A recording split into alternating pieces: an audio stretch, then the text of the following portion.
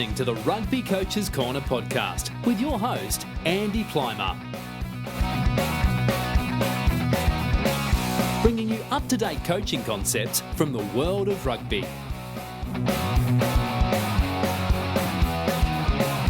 Sharing ideas to make the game better.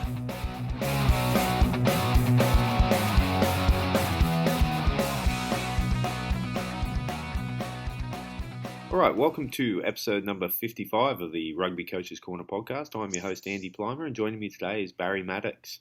Barry is the skills coach at the Welsh Pro 14 club, the Dragons, and I recently met him there on a professional development trip. Previously, he worked at Bath, where he was responsible for the management of senior academy players as they transitioned into the senior squad, as well as supporting senior coaches with their technical and tactical delivery. He was also the former head coach of the England women's sevens team, and it's a pleasure to have him on the show. So welcome, Barry. Thanks for your time. Brilliant. I'm excited to be involved. No, it's great. It's great having you on. And, I was just there a couple of weeks ago, so it's really, really good to reconnect and have a chat. So thanks again. No problem. Cool. Okay. So what's a bit of a backstory of your playing and then some of those first coaching experiences that you had?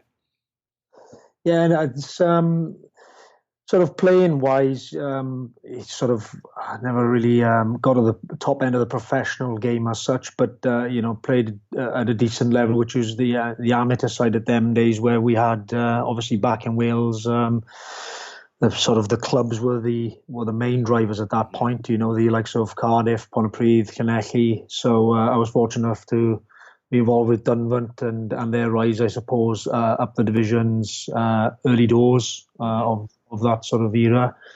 And then I played most of my career then at Aberafan, which is obviously, a great club. I stayed there for probably about 7 years then. And obviously with the advent of full-on professionalism, I stayed as a semi-pro and in that sort of period, I was sort of fortunate enough, even at a young age, to take up my coaching badges and take on a role with the Welsh Rugby Union as a development officer in 2000. So my sort of first early experiences really was in a little place called Newcastle Emlyn, which is real West Wales.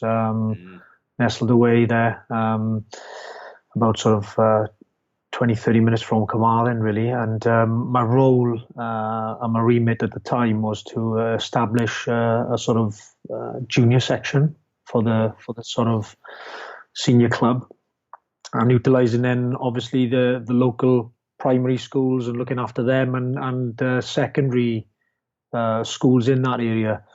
And I was there for just over 12 months, but we managed in a short period of time, with a lot of help and work from people within the area, and in particular a chap called Chris Jones, who was actually coaching Wales 16 schools at the time, as a secretary of the club, to get a pathway up and running from under 8s right the way through to youth rugby there. Was, as I say, some great help from volunteers there.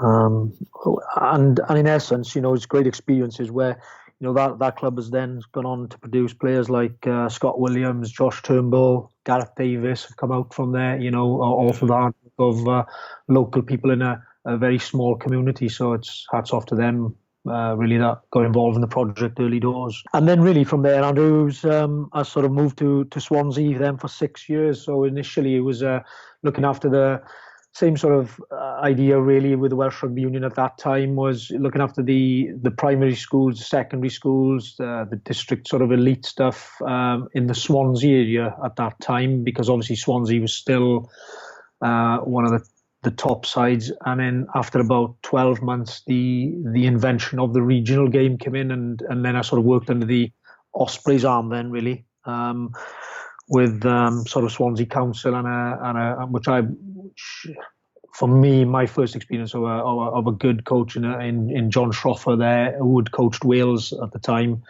and he was my line manager as such. So it was a good influence to have at a young age, really.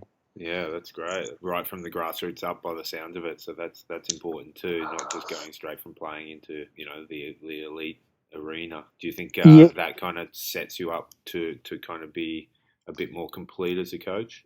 So the remit, I worked with children as young as 7 years of age, really, right the way up to 18, and all with different. So from all the different abilities, obviously, and obviously from the community game, the enjoyment, the fun, the game sort of side of things, early doors, really to ignite some sort of inspiration for some children within the programs and the schools, and then obviously hopefully support the clubs then within that area. But it was definitely something that helped me for sure to be able to adapt as a coach. Working with an 8-year-old age group at one point, and then you're working with 16, 17-year-olds in the next set of session. 1 hour later, it was brilliant. Okay, and like I said in the intro, you're now the skills coach at the Dragons. What's the role of the skills coach in your opinion, and how's that differ from say being an assistant coach like a forwards coach or a backs coach?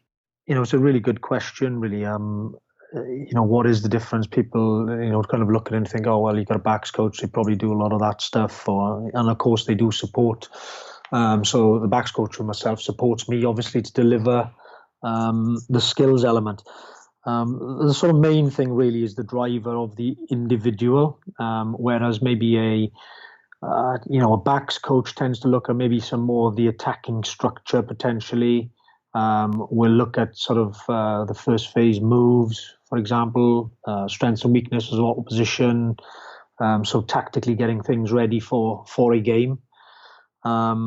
Where mine is very much based on the individual themselves. So a real I look at 5 kind of areas really, which obviously I need support to help and deliver that. But it's sort of the technical aspect of a player, the development then of the tactical awareness, making sure they get the physical development through the S&C programs that are provided. Obviously the psychological element, and then for me is the person development. I think that's a key one for me.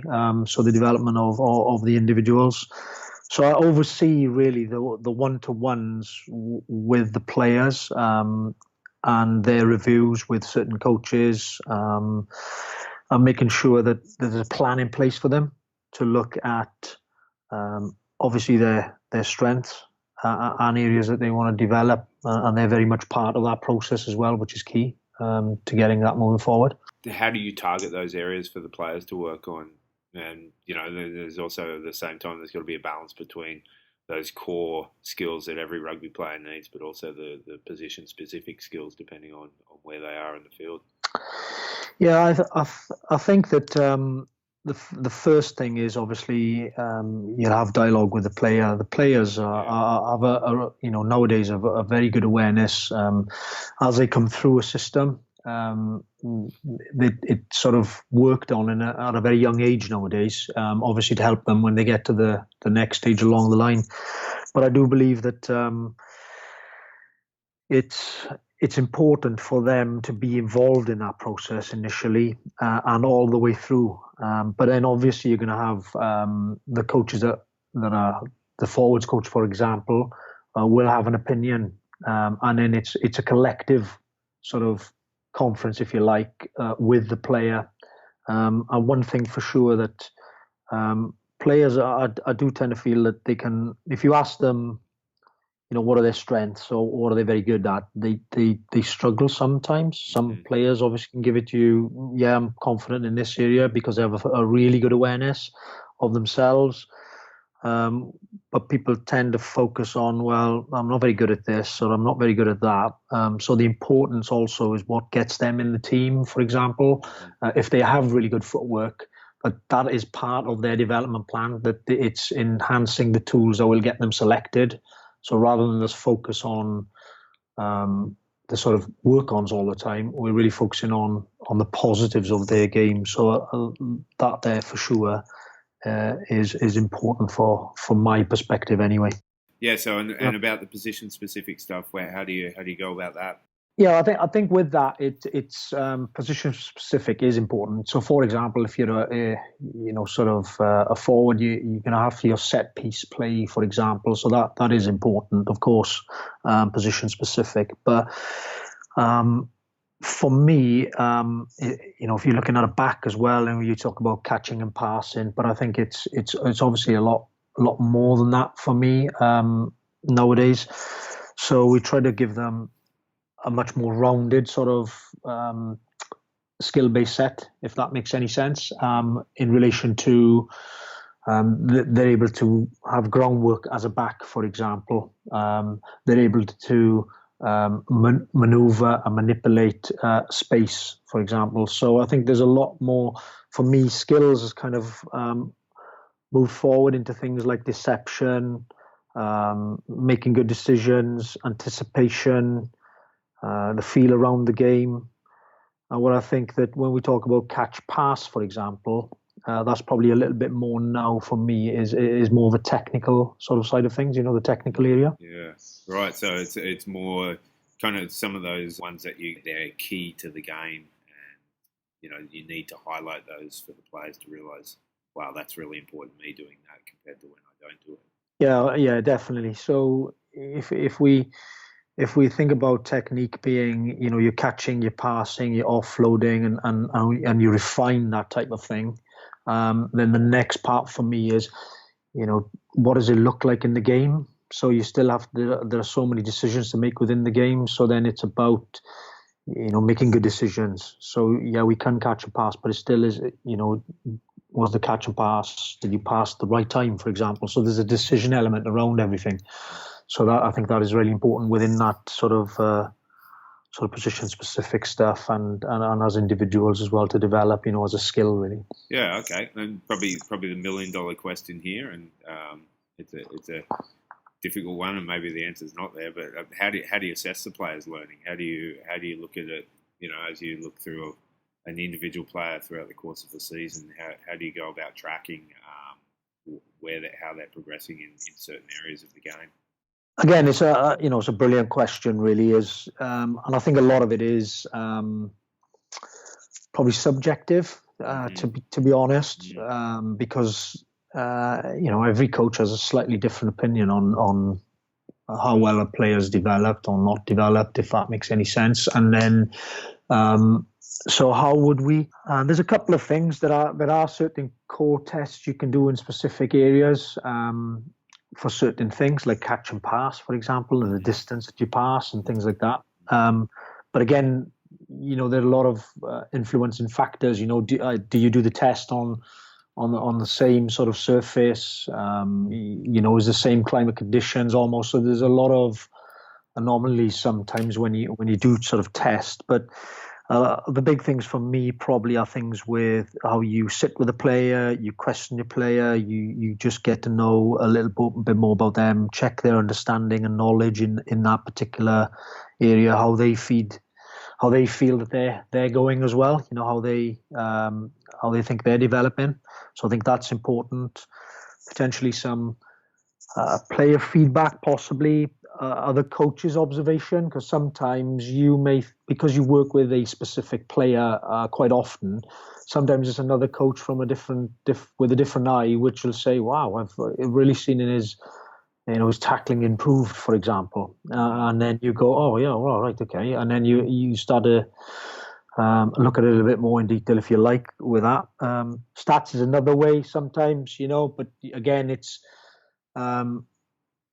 Stats, obviously, you've got to take again into consideration, the things like the decision and everything else, which is around the game, obviously. But it is very subjective. That's what my belief is, anyways. So it can be quite tough sometimes. Yeah, no, I agree. It's tricky, and often it's just like it sounds a bit fluffy, but often it's just a bit of a feel. It's you just kind of you spend enough time with that individual that you kind of just feel that, yeah, they're getting better in these certain areas for sure.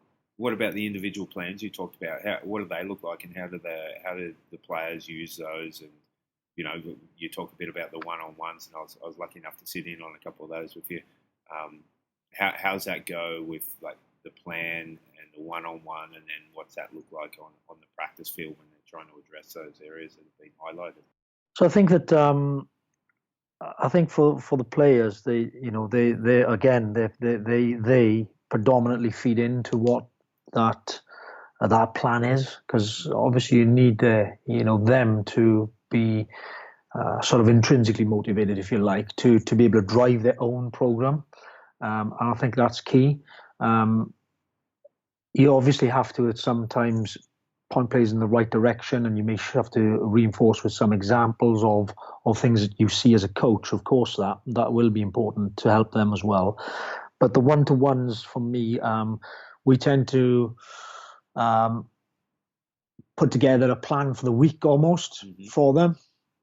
So there may be something which comes out of a game, which tends to be reactional. So we try to have as little as them sort of IDPs, if you like, or individual developments through the weeks as much as possible. So we limit them, but we may see something, and obviously we try to develop that in the coming weeks. But the main thing is that we set a plan out, which is probably over sort of a 12-week block, and we tend to focus on them areas. But we've got a plan for every week, almost, the players involved in that planning process through the week, with obviously an eye on what the 12 weeks looks like. So we'll have a review on what they've said initially in that first sort of meeting, and then in 12 weeks we'll have another meet with them, and then just assess what they wanted to work on, how they think it's gone, areas which they probably didn't achieve maybe, or things that they achieved on,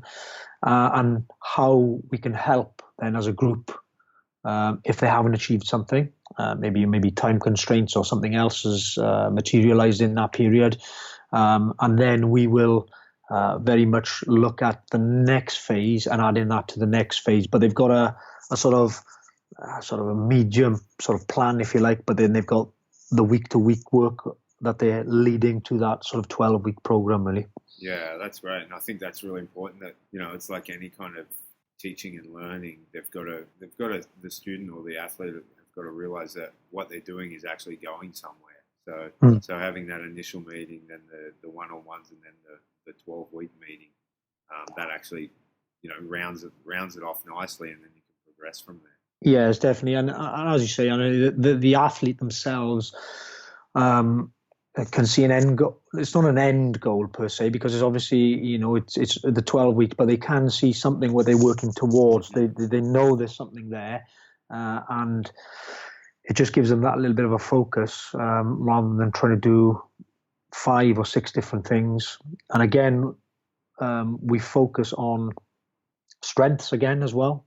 So to go back to what gets them in the team. So that is key. So my role, as I feel, is when selection is made, that the coaches make it on their strengths, obviously. So we try to reinforce that on the one-to-ones, really, that they focus on them areas just as much as the developmental areas, if you like. All right. Well, what's a week look like for you at the Dragons if it's a regular season and you've got a Saturday to Saturday kind of cycle? How's that play out for you in terms of coaching and meetings and planning and those kind of things? Yeah, I think obviously, I'm sort of integral to the sort of backs coach, the forwards coach, the head coach at the Dragons, and then obviously I sit with them and the defense coach as well, just to see what the week looks like, where I can get additional blocks in, and I think that to be fair, I'm fortunate to get. The Monday is given to me from an IDP development day, so it's great, really, that we start the week off really focused on the guys. They've responded well to that because they feel it's just not down on a sheet of paper. We're actually allowing the time every week to help them get better. Right. So every Monday is dedicated to myself as such, and within that it'll be. Like I said at the start, we'll use the warm-ups, for example, even on Monday and through the week. I'll get to plan them. And what I try to do with them is maximize the time to refine the techniques on some things. It's not probably we're not focused on an outcome per se. We're really just focused on just a simple where the hands are on the catch, and we'll just work on that. And they're very small little carousel stuff where we'll move around different coaches, and each coach will deliver something completely different. And as I said, things like refining the technique and maximizing the time. So we'll use that as a bit of a warm up on the Monday and through the week. So I'll plan that through the week. Sometimes we will look at things which we will need for the game. So just refining the technique of, for example, we've got to present the ball because they've got a lot of people who come in and steal the ball. So we'll just keep that emphasis, keep it at the forefront of their mind through the week, really. So it has a purpose rather than just doing a practice, and they know that. And from there, it'll be the IDPs bit on the Monday. So we'll get them into little groups and certain aspects of what players need to develop. And then we'll play a lot of game biased games in order, one, to really check out the skill then, because obviously there's lots of decisions to be made while working on certain elements. So we'll put sort of constraints within the games. So I'll plan the games out. We have certain constraints in, for example, we look at placement of the ball, for example, or this time we'll just pop up off the floor, for example. So we just change the emphasis on the skills really within games. And then to the rest of the week then, really, as I said, coordinate up the warm-ups and then the IDP blocks at the end of sessions every day. So on them, I would tend to allow the players to, on sort of a majority of the sessions at the back end of the day, to lead them, because again, I think that's important that they take the ownership and the responsibility of their own program. And we are just there just for support. So a player can come to me and say, "Oh, can you help me with this aspect?" Like, yeah, fine, no problem. And then they will look at the things that they want to work on. And I think that's important as well.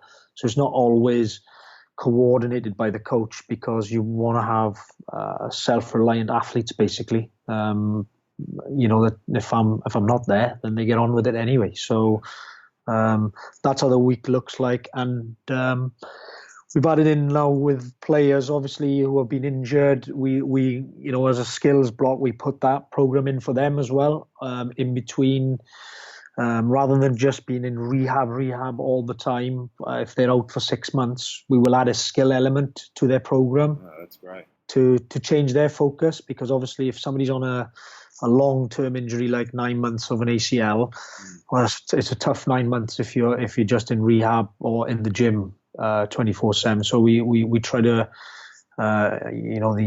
the provision there is to sort of fast track them, to keep them stimulated in a different way, as well as on the field and off the field as well. That's the other thing I needed to add, is whether that's video work, watching opposition, so we're including them all the time, really. All right. And in the intro, I mentioned you spent a bit of time at Bath. What were some of the highlights and learnings that you took away from your role at that rugby club? For me, I think I was really fortunate to work with some world-class coaches. I would say that they are, who've got a lot of experience in relation to the 15s game. So when I first went in, we had the likes of, obviously, Mike Ford, who's extremely experienced, Toby Booth, who, at London Irish before coming to Bath, Darren Edwards, sort of looking at that skills element. And then obviously Neil Hatley now has gone on to coach the England forward stuff. So initially, the opportunity to work with these guys was great. What did I pick up from them as a group? Just the speed that they picked things up within the session. Just seeing something, and then they would ask me, "Did you see that?" And I would go, early doors would be, no. But it was, it was the speed and the tempo of the sessions as well with the players that we had there. For them to be able to pick some things out, that enhanced me for sure. Where you have a little eye for seeing something where it's happened so quickly. So that was definitely something. The sort of the real need to refine what you look for and what you can influence, because the turnaround was so quick week to week. It's what will have the biggest effect, obviously leading into the next game, and then what you kind of work on in that week, rather than try to do 100 different things. Really specific on, right, these are the 2 or 3 things leading into this week that will make the biggest difference. And then, of course, the IDP development, obviously I was part and parcel with Darren Edwards at the time to support him, and Neil Hatley, in fairness, to look after the sort of non-playing group, and that gave me a great experience there as well.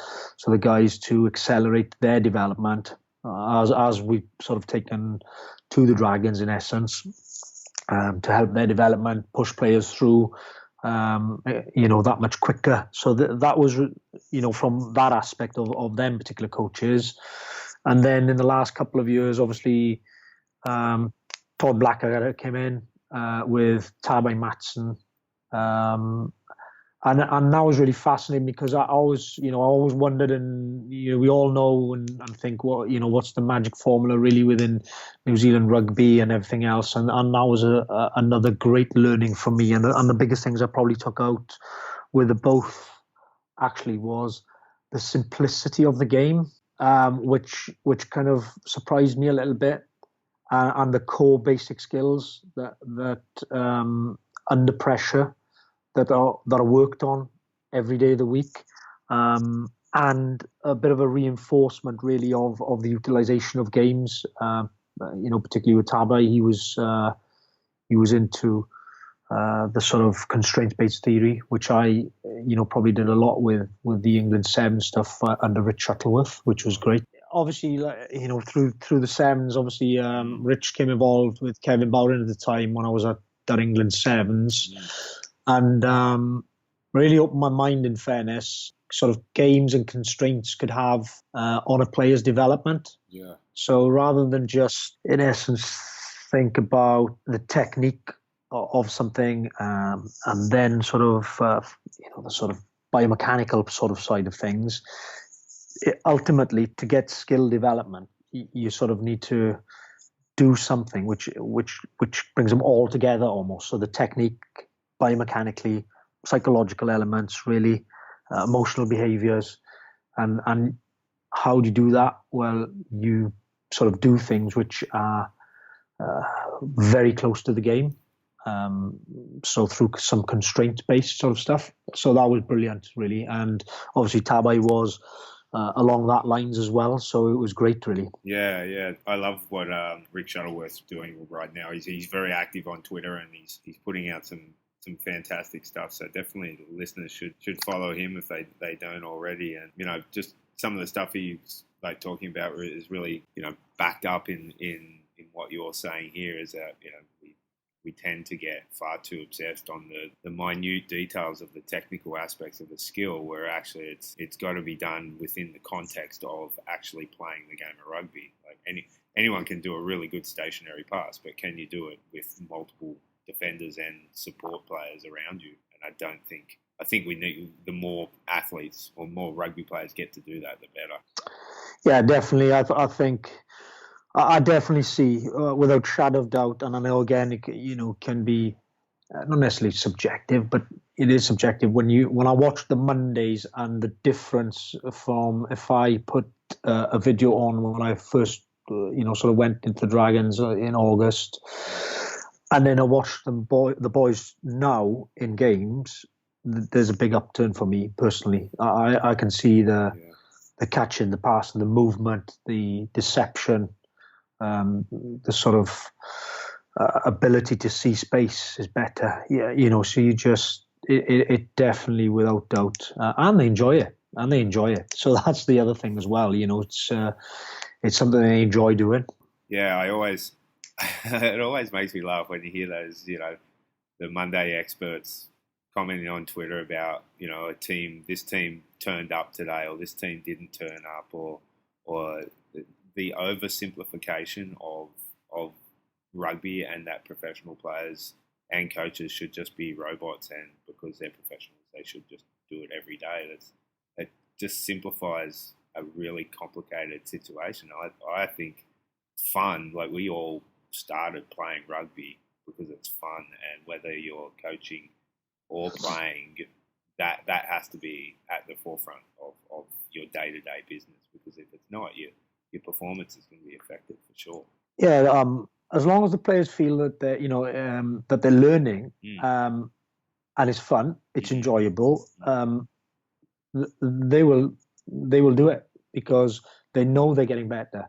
It's not sort of there's an outcome almost in it from that element of enjoying yourselves, playing the game, being simplistic with it, rather than the monotonous. If I was brought up in my time, it was drill based, and it was like, you do it, but it was almost mind numbing, really. In honesty. Exactly. Yeah, you do it 1,000 times, you're going to get better. Well, really, are you? Like, what are you going to get better? Maybe a little bit, but you're also not really going to be enjoying the process a lot either. That's true, and I think obviously generations have changed as well. I suppose the advantage maybe, okay, well, we were more drill based then, I suppose, for sure. But when you're younger, I was down the park playing with my friends nearly every day, doing something completely different. And I think obviously sort of that environment has also changed. So kids don't do as much of that sort of side of things anymore. So as they're going through, I think that's why you put that a little bit more focus on the game based stuff with constraints. For example, if you need to, with certain elements of it, is important going forward for me anyway, personally, as a skills coach. Yeah, I couldn't agree with you more. Awesome. All right. Well, we always end the show with the same final 4 questions. When you were a kid growing up in Wales, who was one of the players on the international scene that you admired and really liked what they were doing? This may sound a bit bizarre, but actually it was the sort of French team at the time, and just their ability to play the game, and a player for me was Serge Blanco, the 15, the fullback. Just his ability to glide into space, see things, see the space, whether that was a kick, move himself into that space. Just he had just loads of time on the ball. But he was a class player for me when I was growing up, and he was somebody I thought, wow, I'd love to be able to play the game like he does. No, he was brilliant. And, that era of French rugby was just amazing. And I often will go and dig up an old French game just to watch it and just to see what's changed or what's missing from rugby today that they were doing that really we should be doing way more of. And just their ability to take the line on and move a defender and look to offload, and that converge to ball carrier. I think some teams you never see that everything's been played in front of the defensive line. There's nothing actually in and behind the defence, and that French era they were amazing at that. Yeah, they were definitely very good. Yeah, awesome. And what about now? Who are some of the players going around that you like what they're doing on the international stage? Again, I think that there's quite a few guys really that you sort of see play, but I do like somebody like Israel Folau, for example. Just his skill set, his aerial ability, again his movement. It just is power, obviously, but his ability then to go into any position. You can play in the wing, you can play full back, you can go to centre, and it wouldn't really matter. He has the ability to go and play anywhere. So he'd be one. I do like the sort of spontaneity of Quade Cooper a little bit. Yeah. Just plays it as he sees it, and sure. Just has a feel for the game. I think so. He just if he sees a gap, he goes for it. And just does it instinctively. So So them, they're sort of two that really stick out for me. Probably Southern Hemisphere in essence, and then probably Northern Hemisphere guys are, I sort of like people like George Ford. I like because again he's just controlling as a 10, and he sees the game. I'm fortunate enough to be around his presence as well, which the work that he puts in and things. The detail that he knows and how he knows the game, his understanding of the game is brilliant. So he'd be another one really. And for me, Reece Webb is another player at this moment in time. He's sharp. He's distribution wise a threat around the breakdown. His all round game has come on so much in the last 3 to 4 years. Is unbelievable, to be fair to him. Yeah, I agree. And it was, I'm not even a Welsh fan, but I was heartbroken when he was injured before the World Cup, the last World Cup, and I think he would have made no disrespect to the other players who went, but he would have been a key player for that last World Cup campaign for them. Yeah, definitely. Yeah. All right. What about coaches? Who are some of the high profile coaches that are out there that you like what they're doing? I hear, sort of. I've never met Joe Schmidt, but I hear so many good things about his attention to everything, really, and the way that he adapts the game, for the opposition and things. He's almost thinking of the next play. He's just got a fantastic mind, I think. Obviously, with what he does, he's done a fantastic job for the Irish team, obviously. But he would be, for sure, a coach. Steve Hansen for different things, I think, because having won all them things with New Zealand, how do you keep, obviously there's an internal driver, but his own drive, the group's drive, week to week, season to season, how do you keep them going, kind of thing? What's the next challenge? And that always fascinates me. How do you get up for the next challenge? You win a World Cup and then you go again for another one. It's an amazing on a 4-year cycle. So I think, they're the couple of coaches. I think it's interesting to see what they're doing and how they're doing things. All right, last question then. What about in your local community? Who are some of the grassroots coaches who are doing great stuff and deserve recognition? I think from a Dragons perspective, and somebody that I probably met first of all the union, way back in 2000, so over 17 years ago, really, was a lady called Janice Chappell. She does a lot of the community work at the Dragons. And they do under Mike Sage there as well, and they do a fantastic job, to be fair. And they bring the kids along for the pre-match stuff. They're out at the square there, really, beforehand. Even now, the winter months coming in, they still bringing the kids in and they play in at half time, and it's just brilliant to see, really. And they're doing a great job there. Coming back to Wales, I've only just come back, in essence, so. I want to just touch base on a couple of people I think do some great stuff over the bridge initially, and probably at England, which people like Russell Earnshaw. He's doing some great stuff. To be fair to him, and again, fortunate to work with him in the sevens way back.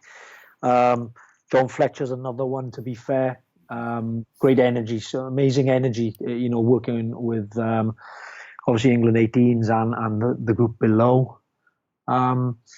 And then obviously, sort of thinking about sort of Wales. I just think that I like the Wales Sems. I like Gareth Williams, who's sort of doing a lot. It's not necessarily per se like the community as such, but he's taken on board younger players, developing them. They like if you look at James Davis, the development that's happened with him, even from a sort of initially a community player, wasn't really involved in regional rugby, and then he's gone to sevens, and that program's helped and supported him, and then he's become now a regional player and obviously an exceptional regional player now at this moment in time. Okay, well, thanks very much, Barry. I really appreciate you giving up your time to come on the show. It's been a great conversation. Loving what's happening at the Dragons.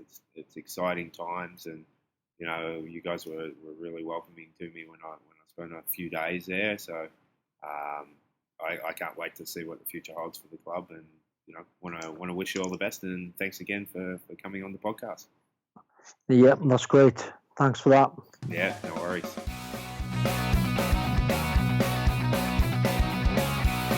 Thanks for listening to the Rugby Coaches Corner podcast.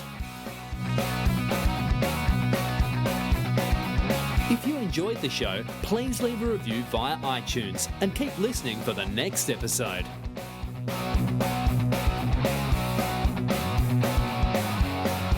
You can also follow us via Twitter at RugbyCoachesCNR or via the website therugbycoachescorner.com.